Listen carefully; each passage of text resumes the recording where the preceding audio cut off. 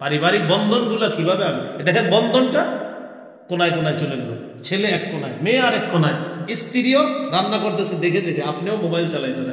আপনি যেটা বন্ধনের মধ্যে ছিলেন, কেন স্ত্রী রান্না করতেছে, তার সাথে গিয়ে আপনি রান্নার কাজে দেখেন, আপনি আলুটা আগায়া দেন, আপনি একটু করেন। হাদিসে আসছে আম্মা জান আয়েশা সিদ্দিকা রাদিয়াল্লাহু তাআলা আনহা বলেন, নবীজি ঘরের কাজে আমাদের সহযোগিতা করতেন।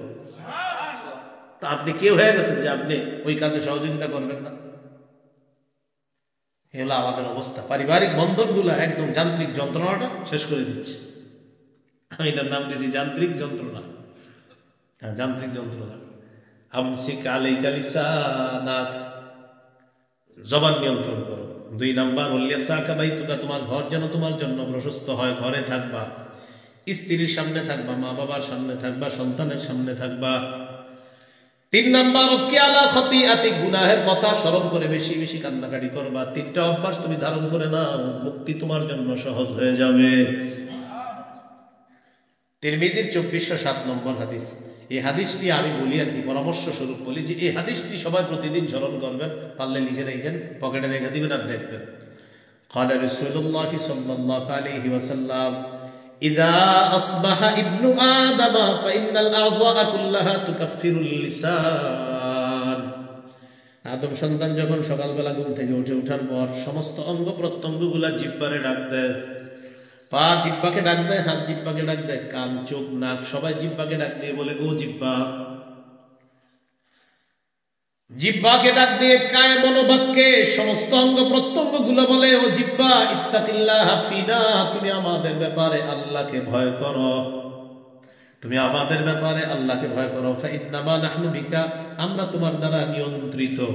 হাত পা অন্যান্য অঙ্গ প্রত্যঙ্গ জিহ্বাকে বলে ও জিহ্বা তুমি আমাদের ব্যাপারে আল্লাহকে ভয় করো, আমরা তোমার দ্বারাই নিয়ন্ত্রিত। ফাইন ইস্তাকামতা ইস্তাকামনা, তুমি যদি সোজা থাকো আমরা সোজা। ওয়া ইন ইআওয়াজাজতা ইআওয়াজাজনা, তুমি বাঁকা হয়ে গেলে আমরাও বাঁকা। তাহলে বলেন তো, রমজান নামক ওই যে রোজা রাখবেন, রোজা নামক ঢাল ছিদ্র হয় কয় অপরাধে? 1 নাম্বার মিথ্যা, 2 নাম্বার গীবত। মিথ্যা গীবত হয় কিসের মাধ্যমে? জিহ্বা।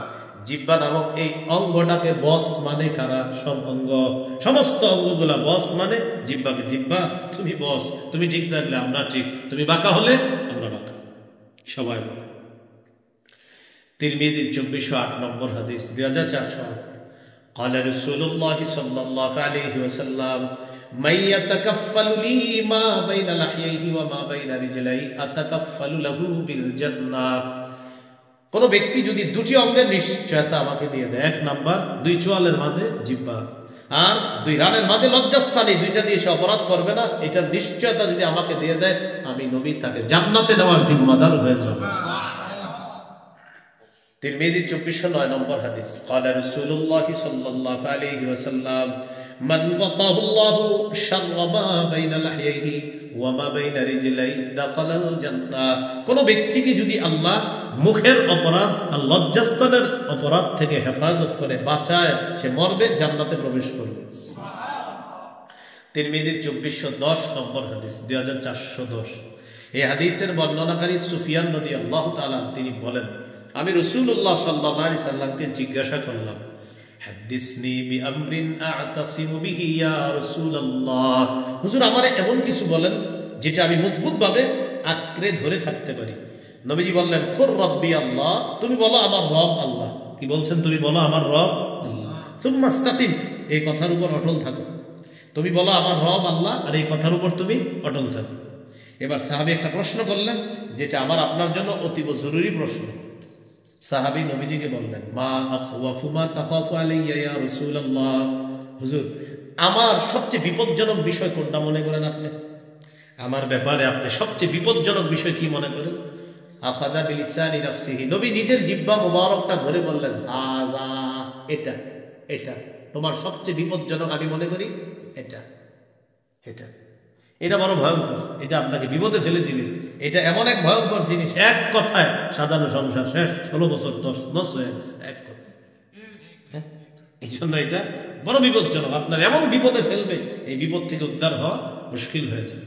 আল্লাহ বুঝার তৌফিক দান করেন। না এটা হাসির ছলে নেবেন না, এটা উপদেশ গ্রহণ করেন যে আসলে ভয়ঙ্কর এটা। তিরমিজির হাদিস 2616 নম্বর হাদিস 2616। হাদিসের বর্ণনাকারী মুআজ ইবনে জাবাল রাদিয়াল্লাহু তাআলা তিনি বলেন, নবীজির সাথে এক সফরে ছিলাম। সফরে নবীর কাছাকাছি হওয়ার পর আমি নবীজিকে প্রশ্ন করলাম, আখবিরনি বিআমালিন ইউদখিলুনিল জান্নাতা ওয়া ইউবাঈদুনি মিনান নার। ইয়া রাসূলুল্লাহ, আমাকে এমন কিছু আমল বলেন যে আমল আমাকে জান্নাতে প্রবেশ করাবে আর জাহান্নাম থেকে দূরে রাখবে। নবীজি জবাব দিলেন, লাকাদ সাআলতানি আন আযীম ওয়া ইন্নাহু লাসিরুন আলা মান ইয়াসসারাহুল্লাহু আলাইহি। তুমি আমাকে কঠিন একটা প্রশ্ন করছো, তবে এই প্রশ্নটা তাদের জন্য সহজ, আল্লাহ যাদের জন্য সহজ করে দেন।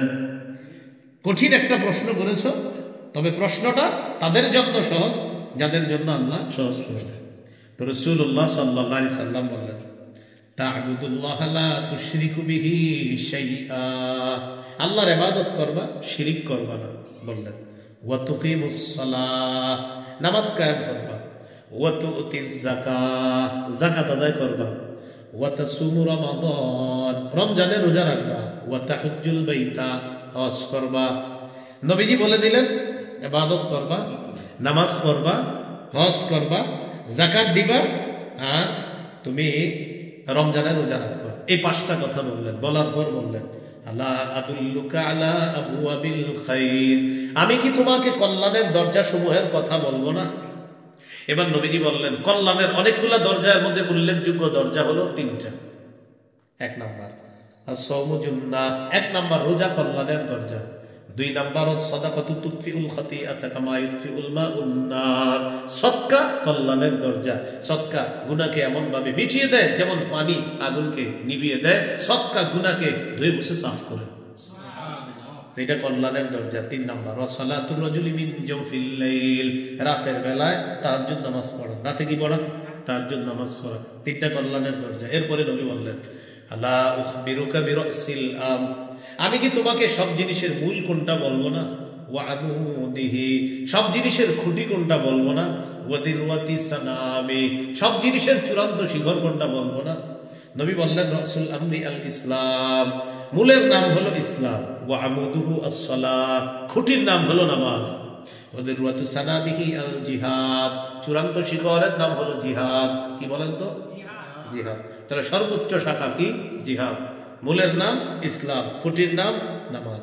এই সবগুলা বইলা নবীজি বললেন, আলা উখবিরুকা বিমালাকি যালিকা কুল্লিহি, এই যে তোমাকে এতগুলা ওয়াজ করলাম, নামাজের কথা বললাম, রোজার কথা বললাম, হজের কথা বললাম, যাকাতের কথা বললাম, কল্যাণের দরজা সমূহের কথা বললাম, সদকার কথা বললাম, আমি কি তোমাকে সবগুলার সার নির্যাস বলবো না?